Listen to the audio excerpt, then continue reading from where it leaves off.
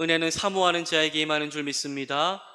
성령의 은혜를 사모하고 우리의 상황과 형편을 우리가 묵상하지 않고 주님이 이 어려움 속에 텅 비어버린 우리의 삶일지라도 주님이 개입하시면 우연히 필연이 되고 하나님의 역사가 임하게 될 줄 믿고 오늘 이 시간 하나님 앞에 나와 전심으로 기도하는 우리 모두가 되어 하나님이 기뻐하시는 은혜의 성령을 받아 누리는 귀한 시간 되기를 간절히 소망합니다. 기도하는 자는 가장 현명한 자입니다. 기도하는 이 2시간이 여러분들 세상에서 가장 값진 시간인 줄 믿고 이 시간 하나님 앞에 드립니다. 우리가 드린 시간보다 더 귀한 것으로 채우실 하나님의 은혜가 임할 줄 믿고 주님 앞에 더욱더 가까이 나아가는 우리 모두가 되기를 간절히 소망합니다. 우리가 지난주에 말씀을 기억하십니까? 보아스가 아주 멋진 말을 했습니다. 이제 내 딸아 뭐 하지 말라고요? 두려워하지 말라. 내가 네 말대로 다 너에게 행할 것이다 라고 안심시키며 이야기를 하였습니다. 그리고 자신이 이제 내 딸아 두려워하지 말라. 내가 다 알아서 할 것이다. 나를 믿고 따라와라 라고 고백만 한 것이 아니라 오늘 본문을 보니 보아스가 드디어 이제 룻과의 그 청혼을 받아들였기에 룻과의 결혼을 이루기 위하여 고엘의 자격을 자신이 얻고자 성읍으로 올라가 들어가는 모습이 오늘 성경에 나와 있습니다. 우리가 지난주에 보았듯이 이미 보아스는 룻의 그 마음을 받아들였고 룻이 정말로 믿음으로 살았던 것을 알았고 룻이 또 그 시어머니에게 했던 그 모든 것을 다 알았기에 참 이 사람은 믿음의 사람이구나 라는 생각을 가지고 룻의 마음을 받아들여 룻과 결혼하기로 결심을 하였습니다. 그러나 그 결심만 가지고 되는 것은 아니었습니다. 보아스가 룻의 청혼을 합법적으로 받아들이기 위해서 중요한 과정이 남아 있었지요. 보아스 자신보다 고엘의 자격을 얻을 수 있는 우선순위에 있는 나오미의 친족이 룻의 고엘이 되는 것을 포기해야 그 다음 차례인 자신에게 순서가 돌아오는 것을 알았기에 그는 첫 번째 우선순위를 가진 사람을 만나고자 성읍으로 들어갑니다. 보아스는 반드시 자신이 이야기한 대로 룻에게 내가 당신의 고엘이 되겠습니다라는 그 믿음이 이루어지기를 바라는 마음을 가지고 그렇게 성문으로 올라가서 하염없이 그 기업물을 우선권을 가진 사람을 기다리고 또 기다렸습니다. 룻기 4장 1절인데요. 1절이 매우 중요한데요. 우리 룻기 4장 1절 말씀 함께 한번 읽어보도록 하겠습니다. 시작. 보아스가 성문으로 올라가서 거기에 앉아있더니 마침 보아스가 말하던 기업물을 짜가 지나가는지라. 보아스가 그에게 이르되 아무개여 이리로 와서 앉으라 하니 그가 와서 앉으매. 보아스가 성문에 올라가서 거기 앉아 기다리고 있을 때에 성경은 뭐라고 말합니까? 마침 보아스가 말하던 기업물을 짜가 지나갔다라고 말씀하고 있습니다. 1절을 보면은 마침이라는 단어가 나오지요. 마침내라는 뜻인데 이 말은 히브리어로 힌내라는 말입니다. 룻기를 우리가 계속해서 금요일마다 살펴보았는데요. 마침내라는 말이 자주 나옵니다. 아주 마침이라는 말이 자주 등장하는 것을 발견하게 됩니다. 룻기 1장에서 한 번, 2장에서 한 번, 3장에서 2번, 또 오늘 본문인 4장에서 한 번, 총 5번이나 룻기의 말씀 가운데 마침내라는 말씀이 그렇게 기록되어 있습니다. 룻기의 모든 장에서 마침내라는 그런 말씀이 기록되어 있다는 거지요. 여러분 5번 모두 우연처럼 보이는 상황이었습니다. 그러나 룻기는 우연히 일어난 이 일을 마침내라고 말씀합니다.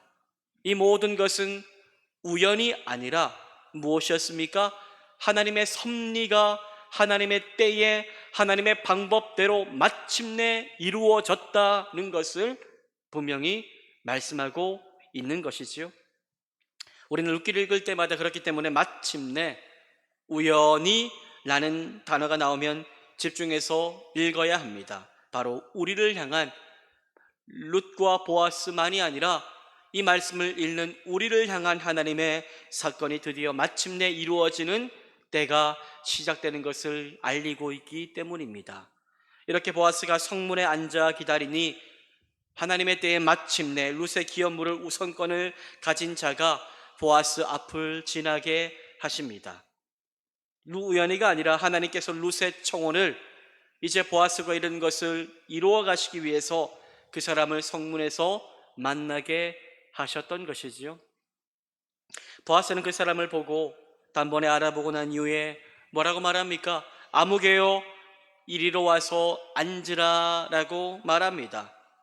오늘 본문을 보니 놀랍게도 그 사람이 이름이 기록이 되어 있지 않지요. 성경에 얼마나 많은 사람들의 이름이 있습니까? 크게 성과가 어떤 업적이 없는 사람도 대부분 다 이름이 기록되어 있는데 오늘 이 사람은 이름이 기록되어 있지 않습니다. 우리가 열왕기상을 보아도 하나님의 사람 이렇게 기록되어 있을 때도 있지만, 그러나 아무개라고 기록되어 있는 것은 오늘 본문이 처음이죠. 그 사람은 뭐라고 불립니까? 아무개라고 불립니다. 그 사람은 룻의 기업물을 일순이며 죽은 엘리멜렉과 가장 가까운 친족인데도 그의 이름이 불려지지 않고 그저 뭐라고요? 아무개라고 불려집니다. 아무개란 말은 히브리 말로 펠로니 알모니라는 말인데, 이 말은 어떤 뜻입니까? 아무런 의미가 없이 불려지는 호칭을 뜻하는 것입니다. 룻의 기업물을 짜 1순위였던 그 사람의 이름을 보아스가 몰랐을까요? 몰랐을 리가 없지요. 알았기 때문에 그 사람을 대번에 알아차리고 이리로 와서 나 좀 만나자라고 이야기했지 않겠습니까? 그러나 성경은 의도적으로 그 사람의 이름을 언급하지 않지요. 왜냐하면 그 사람은 분명 나오미의 기업물을 짜였으나 자신의 책임을 자신의 이익에 대비하여 모른 척 하였기 때문입니다. 그는 이후의 말씀을 보면 어떻습니까? 자신의 유익만을 생각합니다. 그는 자신이 짊어져야 할 책임, 희생을 감당하지 않으려고 하는 사람이었습니다. 그래서 그는 성경에 그의 이름도 기록되지 못한 채 그저 아무개라는 이름으로 불려지게 되지요. 사랑하는 여러분, 우리의 인생 가운데 참 이름이 중요하지 않습니까? 이름이 없다면 우리 인생의 존재의 가치도 어찌 보면은 드러나지 않을 수가 있습니다. 팔성정교회 아무개 목사가 있대, 이것과 팔성정교회 손현우라는 목사가 있대라는 것과는 정말로 다른 차원이지 않습니까? 우리의 이름이 여러분들 하나님이 기억하시는 이름이 되어지기를 간절히 소망합니다. 그저 우리의 만족과 유익, 형통만을 구하며 하나님이 가라고 하시는 좁은 길, 좁은 문, 주님이 순종하라고 하는 그 길을 거절함으로 인하여 하나님께서 기억하지 못하는 아무개로 불리는 인생 되는 것이 아니라, 하나님께 좁은 길 가고 순종하고 하나님이 짊어지라고 하는 짐대로 짊어지고 가서 주님 앞에 서는 그날에 분명히 우리의 이름을 부르시며 아무개야가 아니라 현우야 잘했다, 수고 많았다 라고 하나님께서 우리를 칭찬하시는 그 은혜를 경험하게 되기를 간절히 소망합니다. 보아스는 그 사람, 아무개란 그 사람을 이리 와보라고 하고 앉혀놓고 그 사람만 부른 것이 아닙니다. 또 다른 누군가를 불렀습니다. 누구를 불렀습니까? 룻기 4장 2절 말씀인데요, 우리 2절 말씀을 함께 한번 읽어보겠습니다. 시작. 보아스가 그 성읍 장로 10명을 청하여 이르되 당신들은 여기 앉으라니 그들이 앉으매. 보아스는 또 누구를 부릅니까? 그 성읍 장로 몇 명이요? 10명을 초청합니다. 장로는 히브리어 자켄에서 파생된 명사인데요, 이 단어는 턱수염을 의미하는 말에 수일이 되었는데, 턱수염을 길게 기르고 있는 사람, 즉 연장자를 뜻한다라고 볼 수가 있을 것입니다. 가나안 땅에서의 정착 이후에 성읍의 장로들은 이스라엘 공동체의 생활에 있어서 지파들을 대표하여 이스라엘 백성들 가운데 일어난 문제들을 해결하고 재판하는 일 가운데 중요한 역할을 감당하였습니다. 그래서 보아스는 이 고엘 문제가 두 사람만의 문제가 아니지 않습니까? 증인이 필요했고 이것을 또 그렇게 인정할 수 있는 사람이 필요했기 때문에 공식적으로 이 고엘 문제를 판결받기 위해서 장로 10명을 그렇게 초청하였던 것입니다. 10명이라는 인원수는 지역의 행정을 수행하고 소송 판결을 그렇게 소송 사건들을 판결하는데 요구되었던 그 당시에 최소한의 인원수였습니다. 그래서 후에 유대교는 이러한 전통을 따라 하나의 회당을 구성할 수 있는 최소한의 회원수를 장로 10인 이상으로 정하기도 하였습니다. 이제 보아스의 고엘, 이 고엘을 확정할 수 있는 종족수가 모이게 됩니다. 이제 이후에 모든 일어나는 대화, 결정되는 모든 일들은 사적인 일이 아닙니다. 공적으로 어떠한 법적인 효력을 가진 일, 물을 수 없는 일이 되어 버리게 되었습니다. 보아스가 이제 사람들 앞에서 그렇게 공적으로 기업 물을 자에게 말했습니다. 모압에서 돌아온 나오미라는 여인이 우리 형제 엘리멜렉의 소유를 팔려고 합니다. 여기 앉아있는 사람들과 장로들 앞에서 그 땅을 당신이 먼저 사시길 바랍니다. 그 땅을 사고자 하는 마음이 있으면 알려주십시오. 그 땅을 먼저 살 자격이 있는 사람은 당신입니다. 그 다음이 저입니다. 당신과 나 외에는 물을 자가 없습니다. 라고 이야기를 하였습니다. 보아스의 말을 듣고 아무개라는 그 사람이 어떻게 대답합니까? 아니, 나는 안 하겠습니다. 이렇게 얘기하지 않죠? 처음에는 내가 물으리라. 내가 그 땅을 사겠다. 내가 그 땅을 사겠다라고 이야기를 하고 있습니다. 여러분, 이스라엘에는 땅이 뭡니까? 땅이 기업이었습니다. 땅이요. 가나안 정복 이후에 이스라엘 12지파는 제비뽑기로 하나님이 주신 땅을 기업으로 받았지요. 그 이후로 분배받은 땅은 하나님께서 법적으로 묶어놓은 것이기 때문에 아무나 사고 팔 수 있는 것이 아니었습니다. 돈이 있다고 해서 아무나 땅을 살 수도 없었습니다. 땅은 하나님의 소유였기 때문입니다. 이스라엘에서 땅은 조상의 기업이었고 왕도 함부로 땅을 자기 마음대로 살 수 없을 정도였습니다. 그런데 돈이 있어도 살 수 없는 땅, 그러한 땅을 보아스가 사라고 하니 이 아무개는 손해보다 이익이 더 많을 것 같아서 냉큼 내가 그 땅 사겠다라고 이야기를 합니다. 큰일 났습니다. 보아스와 룻의 결혼에 장애물이 생겨버린 것입니다. 그러나 보아스는요, 당황하지 않습니다. 보아스에게는 믿음이 있었습니다.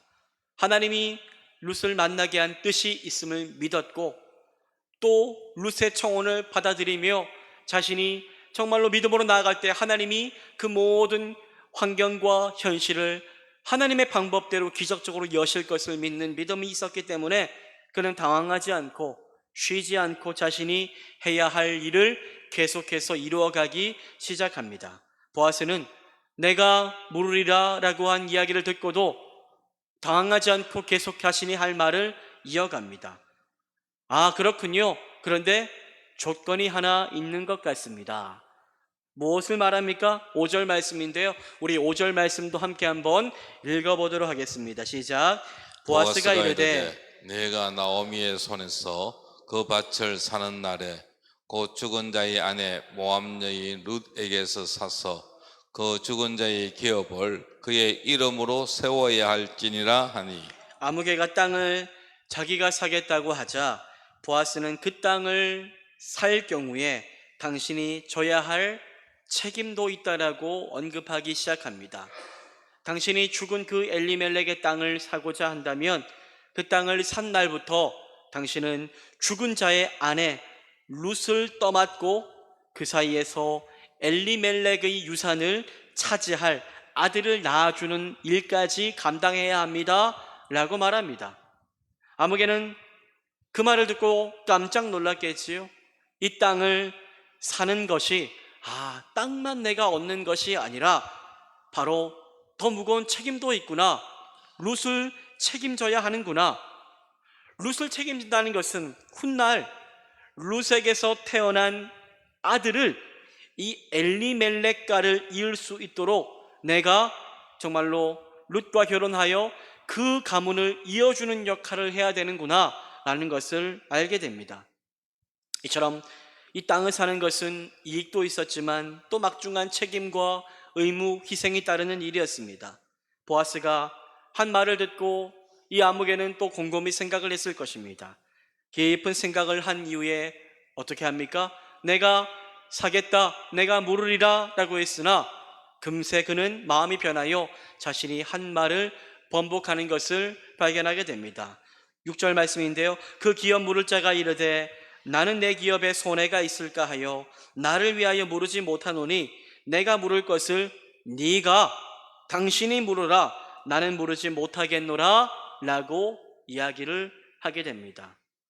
아무개가 여러분들 기업 물으는 것을 포기합니다.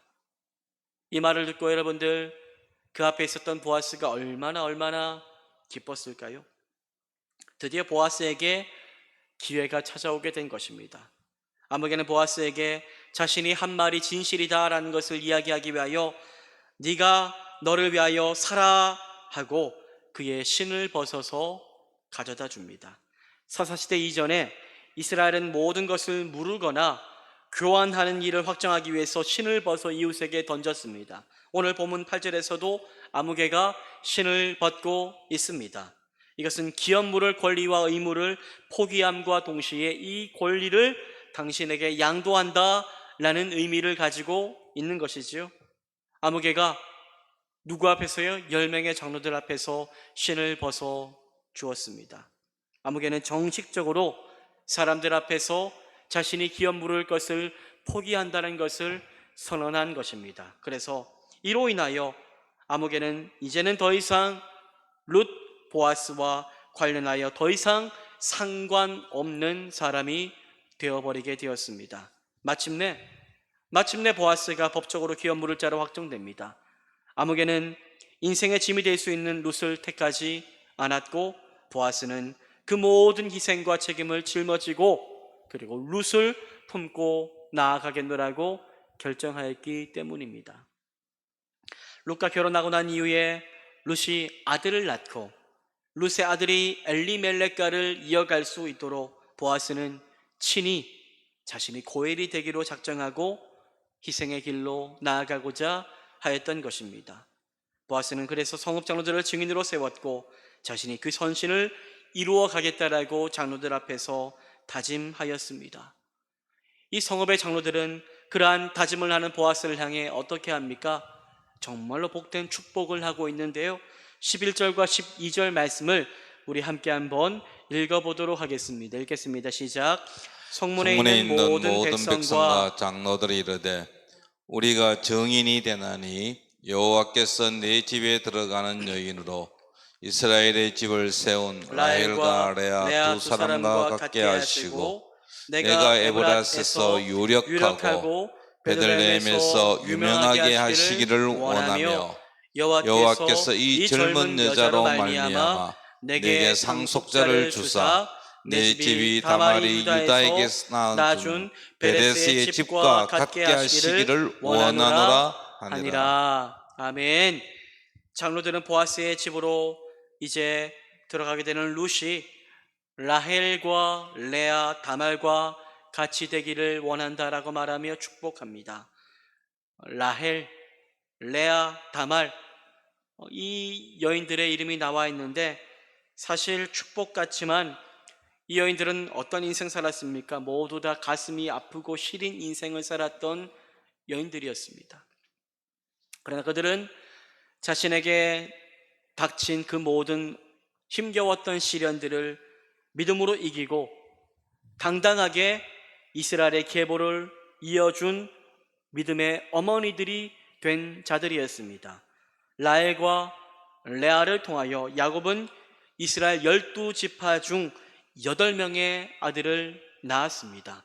다말은 유다에게서 베레스와 세라를 낳아 훗날 유다 지파를 이어가는 어미가 되었습니다. 이처럼 룻도 젊은 과부 신세로 참 많은 고생을 하였으나 훗날 유다 가문의 상속자를 이어줄 어머니가 될 것을 축복하고 있는 것입니다. 정말로 이루어지지요.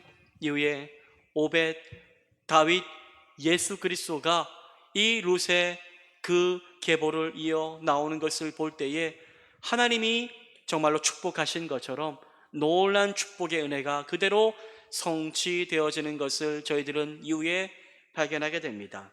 또 장로들은 네가 에브랏에서 유력하고 베들레헴에서 유명하게 되기를 원한다라고 고백하며 삶에서의 형통과 축복이 이어지기를 또 바라고 원하였습니다. 여러분, 모든 것이 다 이제 확정되었습니다.